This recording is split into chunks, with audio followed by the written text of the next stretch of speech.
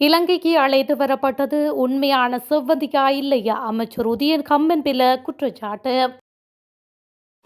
உலகில் யாரும் செய்யாததை செய்த ஜனாதிபதி அனுருகுமார திசாநாயக்க. இலங்கையில் ஏற்படக்கூடிய ஆபத்து குறித்து கடும் எச்சரிக்கை. வடக்கில் 4 மாவட்டங்களில் இன்று 13 மணி நேரம் மின்தடை. ரணில் சஜித் ஒன்றிணைவது மிகவும் நல்லது, நாமல் ராஜபக்ஷவின் கருத்து. சாணக்கியனுக்கு பலப்படுத்தப்பட்டுள்ள பாதுகாப்பு, ஆனந்த் விஜயபால அறிவிப்பு. இலங்கையில் அதிகரிக்கும் கொலை சம்பவங்கள், எச்சரிக்கும் நாமல் ராஜபக்ஷ. யாழில் காவல்துறையினரால் சுடப்பட்ட இளைஞர், எழுந்த கடும் கண்டனம். சுற்றி வளைப்பில் சிக்கிய பெண்கள், போலீசாரின் அதிரடி கைது.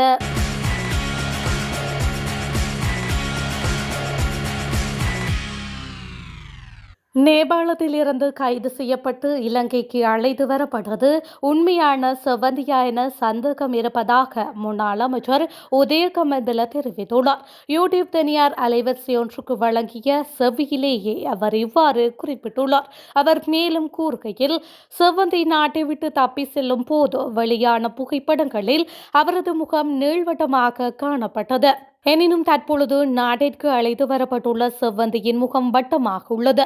செவ்வந்தியின் தோற்றத்திலும் நிறைய மாற்றங்கள் உள்ளன. பியூமி கன்சமாலிக்கின் கிரீமை பாவித்தால் கூட 8 மாதங்களில் அவ்வாறான தோற்றத்தை பெற வாய்ப்பில்லை. அத்துடன் உதவி போலீஸ் அத்தீட்சகர் ரொஹான் ஒழுக்கல செவ்வந்தியை நேபாளத்தில் வைத்து பார்த்தவுடன் அவரிடம் நலமா என வினவுகின்றார். செவ்வந்தியை போன்ற உருவ அமைப்பை உடைய மற்றொரு பெண்ணும் அங்கு இருக்கின்றார். இவ்வாறு இருக்க அவர் செவ்வந்தியை எவ்வாறு அடையாளம் கண்டு கொண்டார்? பணம் செலுத்தும் ஒருவர் சாதாரண தவறொன்றை விட்டு போலீசாரிடம் சிக்கினால் அவர் பதற்றம் அடைவார். ஆனால் கொலை குற்றம் புரிந்த செவ்வந்தி போலீசாரிடம் சிக்கும் போது அவரது முகத்தில் எந்த ஒரு பதற்றமும் இல்லை. மாறாக அவரது முகத்தில் சிரிப்பே இருந்தது. சாதாரணமாக ஒரு குற்றவாளியை அழைத்து வரும் போது முகத்தை மூடி அழைத்து வருவது வழக்கம். ஆனால் செவ்வந்தி தொடர்பான புகைப்படங்கள் அனைத்தும் ஊடகங்களுக்கு பகிரப்பட்டன.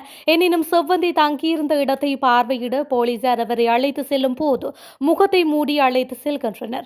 நாடு முழுவதும் அவரின் முகத்தை பார்த்த பின்னர் ஏன் இவ்வாறு செய்ய வேண்டும்? இதேவேளை பாதாள உலக குழுவின் தலைவர் ஹெகல்பதர பத்மே தான் செவ்வந்தி நேபாளத்திற்கு தப்பி செல்ல உதவினார். அவர் போலீசாரிடம் சிக்கிய பின்னர் செவ்வந்தி தொடர்பான உண்மைகளை கூறுவார் என அனைவருக்கும் தெரியும். இவ்வாறு இருக்க செவ்வந்தி ஏன் நேபாளை விட்டு செல்லாமல் இருந்தார்? இவ்வாறான விடயங்கள் சந்தேகத்தை ஏற்படுத்துகின்றன என்று உதய கம்மன்பில மேலும் தெரிவித்துள்ளார். ஐக்கிய மக்கள் சக்தியும் ஐக்கிய தேசிய கட்சியும் ஒன்றிணைவது நாட்டின் அரசியலுக்கு நல்லது என பொதுஜன பெரமுன கட்சியின் தேசிய அமைப்பாளர் நாமல் ராஜபக்ஷ தெரிவித்துள்ளார். இது தொடர்பில் ஊடகங்களிடம் அவர் மேலும் கூறுகையில், ரணில் விக்ரமசிங்க, சஜித் பிரேமதாச ஆகியோர் ஒன்றிணைய வேண்டும் என்பதை கடந்த ஜனாதிபதி தேர்தலின் போதே நான் கூறியிருந்தேன். அவர்கள் ஒருமித்த கொள்கையை கொண்ட கட்சிகளில் இருக்கின்றனர்.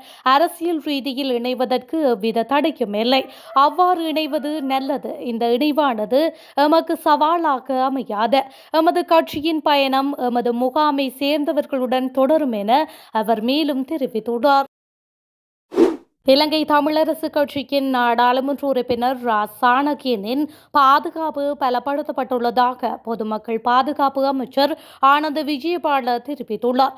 சாணக்கியனுக்கு பாதுகாப்பு அச்சுறுத்தல் இருப்பதாக கூறிய நிலையில் அவரின் பாதுகாப்பு பலப்படுத்தப்பட்டுள்ளதாக அமைச்சர் மேலும் சுட்டிக்காட்டியுள்ளார். அத்துடன் ஐக்கிய மக்கள் சக்தியின் நாடாளுமன்ற உறுப்பினர் ஜகத் விதானவுக்கும் பாதுகாப்பு பலப்படுத்தப்பட்டுள்ளதாகவும் அமைச்சர் தெரிவித்துள்ளார். இதேவேளை உயிரிழந்த வெலிகம பிரதேச சபையின் தவிசாளர் முன்னதாக பாதுகாப்பு கோரி காவல்துறை அதிபர் மற்றும் பிரதி காவல்துறை அதிபருக்கு கடிதம் அனுப்பியிருந்ததாக ஆனந்த் விஜயபால குறிப்பிட்டிருந்தார். அது பின்னர் அவருக்கு எவ்வாறு பாதுகாப்பு வழங்குவது என்பது குறித்து கலந்துரையாடப்பட்டதாகவும் அமைச்சர் கூறியுள்ளார். இந்த நிலையில் மக்கள் பிரதிநிதிகளை தெரிவு செய்யும் போது சிறந்த ஒருவரை தெரிவு செய்தால் அவர்களுக்கு எவ்வித அச்சமும் இன்றி காவல்துறை பாதுகாப்பை வழங்க முடியும் என்றும் பொதுமக்கள் பாதுகாப்பு அமைச்சர் ஊடகம் ஒன்றுக்கு தெரிவித்தமை குறிப்பிடத்தக்கது. இலங்கையில் அண்மை காலமாக கொலை சம்பவங்கள் அதிகரித்து வரும் நிலையில் சட்டம் ஒழுங்கு அரசாங்கத்தின் கட்டுப்பாட்டை விட்டு நழுவுவதாக தோன்றுகின்றது என ஸ்ரீலங்கா பொதுஜன பெரமுனவின் நாடாளுமன்ற உறுப்பினர் நாமல் ராஜபக்ஷ எச்சரிக்கை விடுத்துள்ளார். இந்த விடயம் குறித்து தனது எக்ஸ் தளத்தில் வெளியிட்டுள்ள பதிவிலேயே அவர் இவ்வாறு குறிப்பிட்டுள்ளார். அந்த பதிவில் சில தேசிய மக்கள் சக்தி அமைச்சர்கள் தினசரி துப்பாக்கி சூட்டு சம்பவங்கள் நின்றுவிட்டதாக கூறினாலும் சில குழுக்களுக்கு ஏற்றவாறு கொலைகள் தொடர்ந்து மீண்டும் நிகழ்கின்றன. இந்த சம்பவங்களை அரசாங்கம் அவசரமாக திட்டமிட்ட குற்ற குழுக்களுடனும் போதைப்பொருள் நடவடிக்கைகளுடனும் தொடர்பு படுத்துகின்றது. இந்த கூற்றுகள் இருந்த போதிலும் இந்த கொலைகளுக்காக கைது செய்யப்பட்டவர்கள் மிகவும் குறைவானவர்கள். மக்கள் சட்டத்தை தங்கள் கைகளில் எடுத்துக் கொள்வதும் சட்டம் ஒழுங்கு மீது அரசாங்கத்திற்கு எந்த கட்டுப்பாடும் இல்லாததும் கவலை அளிக்கின்றது. தேசிய மக்கள் சக்தி நிர்வாகம் உண்மையாகவே கட்டமைப்பு மாற்றம் மற்றும் அபிவிருத்திக்கு உறுதியுடன் இருந்தால் அதன் முதல் முன்னுரிமை குடிமக்களின் பாதுகாப்பை உறுதி செய்வதாக இருக்க வேண்டும். அதிகரித்து வரும் கொலைகளால் இப்போது வெறும் பாதுகாப்பாக இருப்பதாக தெரியவில்லை. எனவே பொது சேவையில் ஈடுபடும் உள்ளூராட்சி மன்ற உறுப்பினர்கள் உட்பட அனைத்து எதிர்க்கட்சி அரசியல்வாதிகளுக்கும் அரசாங்கம் பாதுகாப்பை வழங்க வேண்டும் என்று நாமல் ராஜபக்ஷ மேலும் கோரிக்கை விடுத்துள்ளார். வடக்கு மாகாணத்தில் மன்னார் தவிர்த்த ஏனைய 4 மாவட்டங்களில் இன்று 13 மணித்தியாலங்கள் மின்சாரம் தடைப்படும் என்று இலங்கை மின்சார சபை அறிவித்துள்ளது. அதன்படி யாழ்ப்பாணம், கிளிநொச்சி, முல்லைத்தீவு, வவுனியா ஆகிய 4 மாவட்டங்களிலும் மின் தடைப்படும் என்று அறிவிக்கப்பட்டுள்ளது. வவுனியா மன்னார் 220 kV மின் பரிமாற்ற வடத்தை மாற்றியமைப்பதற்கான வேலைகளுக்காகவே இன்று காலை 6 மணி முதல் மாலை 7 மணி வரை மின் துண்டிக்கப்படுவதால் யாழ்ப்பாணம், கிளிநொச்சி, முல்லைத்தீவு மற்றும் வவுனியா மாவட்டங்கள் முழுவதும் மின் விநியோகம் தடைப்படும். வேலைகள் பூர்த்தியாகியவுடன் மின் இணைப்பானது உடனடியாக மீள வழங்கப்படும் என்று இலங்கை மின்சார சபை அறிவித்துள்ளமையும் குறிப்பிடத்தக்கது.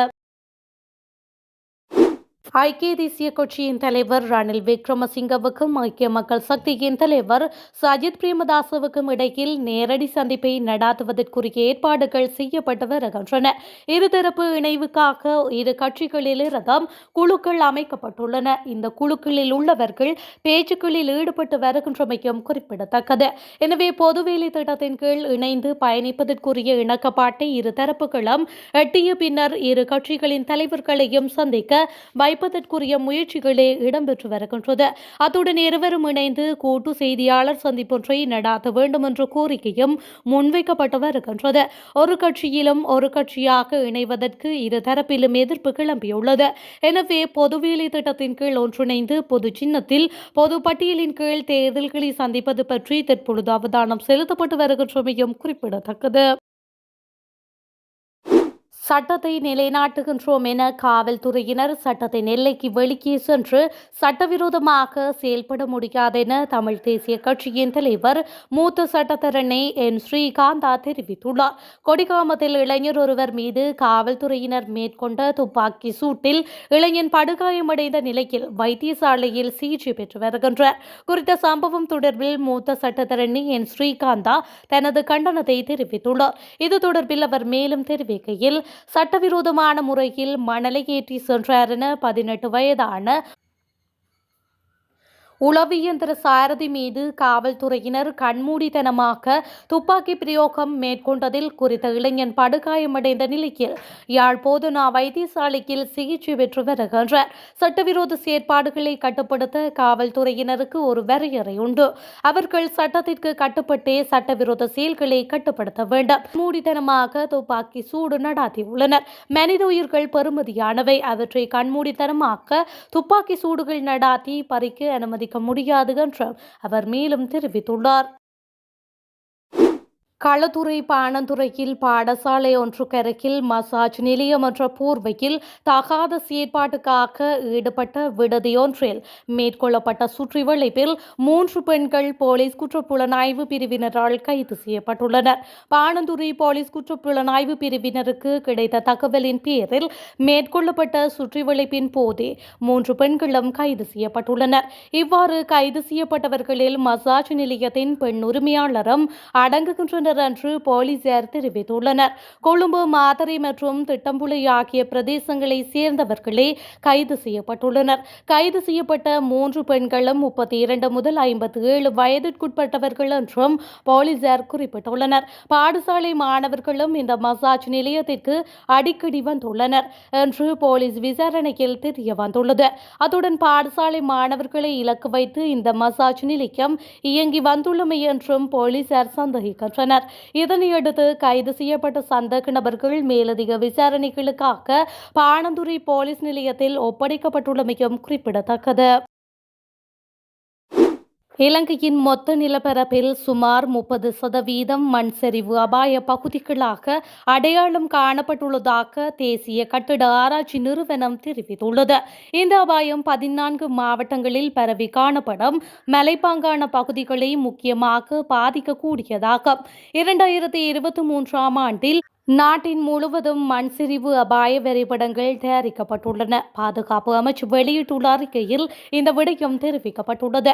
மண் சரிவு ஏற்படக்கூடிய பகுதிகள், மணல் மற்றும் மண் வழுக்கி செல்லும் பகுதிகள் மற்றும் அவை தொங்கக்கூடிய பகுதிகள் ஆகியவற்றை அடையாளம் காணுவது மிக முக்கியம் என வலியுறுத்தப்பட்டுள்ளது.